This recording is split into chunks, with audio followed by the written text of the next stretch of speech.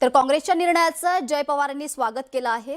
कन्हेरीतून प्रचाराची सुरुवात करणार असंही राष्ट्रवादीचे नेते जय पवार यांनी म्हटलंय।